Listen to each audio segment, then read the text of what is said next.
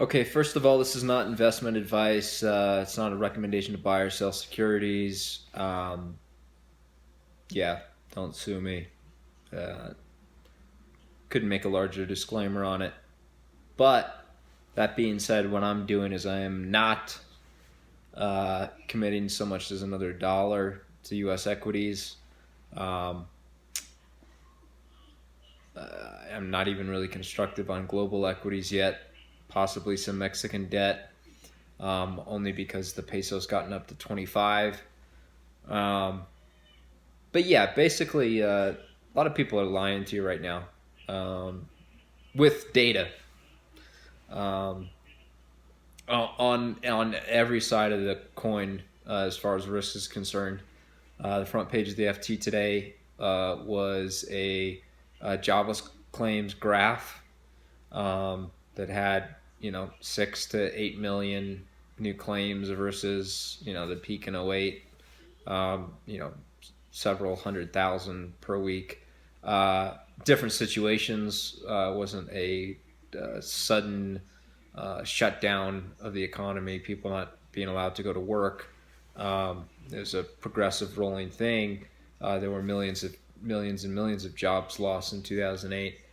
So to compare the series in a relational way, week over week, in that type of format with a broken y-axis is really irresponsible of the media, and you could interpret that as a bearish piece of propaganda almost. Like I thought it was pretty irresponsible. But on the other hand, the people that are lying to you most severely are the people that you're supposed to be able to trust in government, and they don't think they are, but they have a model out there of deaths for COVID-19 that could be pretty wrong. And the reason it could be pretty wrong is they're assuming um, they take Wuhan data as inputs, and they assume almost 100% efficacy, if you will, of social distancing. Um, I mean, I can tell you for a thing that is known to spread asymptomatically up to 3 days prior to showing any types of symptoms. And then when you have symptoms uh, on molecular level air droplets, the the estimate that between 100,000 and 200,000 Americans are going to die. I mean, sadly, I think that's a low estimate. I think it could be 300,000 or 400,000,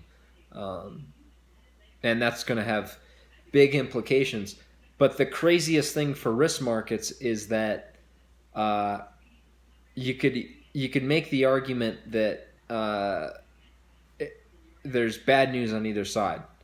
So if people social distance, right, and we do this effectively, it means that the economy shut down through June 1 almost entirely. Like that 100,000 number um, connotes that, yeah, that we're not going to have anyone venturing out more than once a week for groceries in any of the major population centers.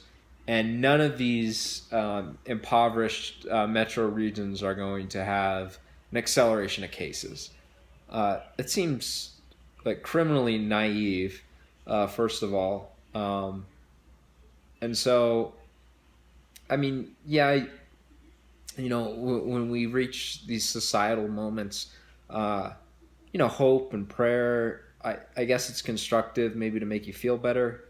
Um, that's not how I've ever been oriented. The truth, knowing where I stand, knowing my mark of the day. I think that's part of the reason I absolutely love what I do, trading fixed income, is that I go to work every day, and it doesn't matter that I have long hair, or I look like a savior, or my personality. I can show you a number that tells you how well I am at my job every single day, and there's no like puffery. Doesn't matter how much I think of myself or I don't think of myself. There's just a number every day, and it's very clarifying. Uh, so I don't know. I just wish when it came to public health, I think the market would actually be more perceptive and be able to digest some of these things if there wasn't so much uncertainty. And the uncertainty is it's laid kind of in this predicate that the administration really I used to think that Donald Trump didn't want to be president so much. Like this was like a societal thing, and he wanted to start a media network and figured he'd lose to Hillary Clinton. Uh, that brother really wants to be president, despite whatever you think of him or whatever. And so they're kind of like as where George W. Bush used to have a saying. He would joke like under promise over deliver, and Trump seems to be the opposite of we're gonna have a V-shaped recovery. Everything's gonna be great. It's really bad, but everything's gonna come back twice as strong. And he doesn't even understand like the model era that he's about to deal with and that society's about to deal with. Um, and and the crazy thing is if the thing that everyone misunderstands about why the equity market is just why why the um, why the jump risk has been so much higher for this move, why the market has declined so much faster than in any other downturn. It's not just that the economy's shut off; it's that the thing that it's the theta of the economy being shut down. In other words, the number of days that there's not revenue coming into an American business, uh, that's a negative for risk, and uh, social distancing necessitates that lasts for months. So like I it's almost like there's a bearish vice grip on risk markets right now. On one hand, you want to contain the amount of deaths, and people have this like emotional attachment to, obviously like human life and their family and people they care about. But on the other hand, the longer this goes on, uh, the worse it gets for assets, for jobs. I mean, businesses just do not have more than a month or two of free cash flow to float.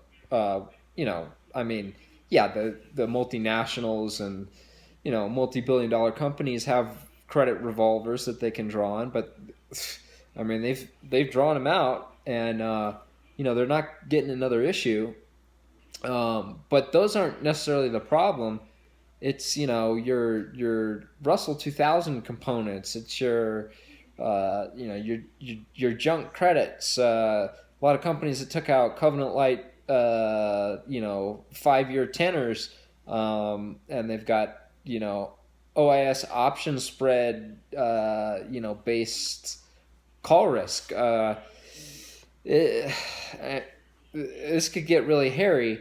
Um, but yeah, it's essentially a vice grip. It's we're having to thread a needle here between uh, the the theta of being shut down and the terminal risk of 500,000 people dying uh, in just the United States. So I don't see a scenario where there's this V-shaped, recovery, and I don't even see a scenario where there's a cessation of the violence, given that the peak is going to come whether you believe, I mean, you'd hope that the peak doesn't come for another month, right? Because if the peak comes in like, the next 10 days, next 15 days, that means that we're have a accelerating R naught of uh, in English, that every person that has this is infecting 2.7 to maybe 3.5 people, um, and if that happens, you're going to get a death toll, you know, pushing 300,000, 400,000, and when it's just a number, when you just say that, like it's one thing, but like when it actually happens, it's just a different thing in terms of panic, in terms of like emotional reactions in society. So, uh, I'm not a tin foil guy, but I'm laying on a couch here in, uh, like at 9,000 plus feet above sea level, up on a mountain range in a national park in Colorado. So, and I've got like 10 N95 masks being FedExed here, and forwarding to people that I care somewhat and to varying degrees about. Uh, but the point of this video is P.S.A. Don't invest $1 in the stock market for another couple weeks. I think you look at the April options expiration. If all things hold, it probably correlates with the peak caseload. Let's hope, because if it's earlier, there's going to be a lot of deaths, and if it's later, we're going to be this economy is going to be partially shut down until July, uh, and that is going to result in, um, best case scenario, you know, a budget deficit that is just is going to challenge the um, reserve currency of the U.S. dollar over the next 5 years, or you're going to have, like I said, a humanitarian thing where, for the first time in 100 years, you're going to have close to 500,000 people dead. So, sorry to be so glum, but like that's the reality. And I've got 50 fucking emails I haven't answered about when you should buy equities, or if it get, no, like wait, uh, just um, if you're an average investor, you don't have the capability you don't have a margin account to short, or I just wouldn't recommend it. It's a good time to take 2 weeks and do something other than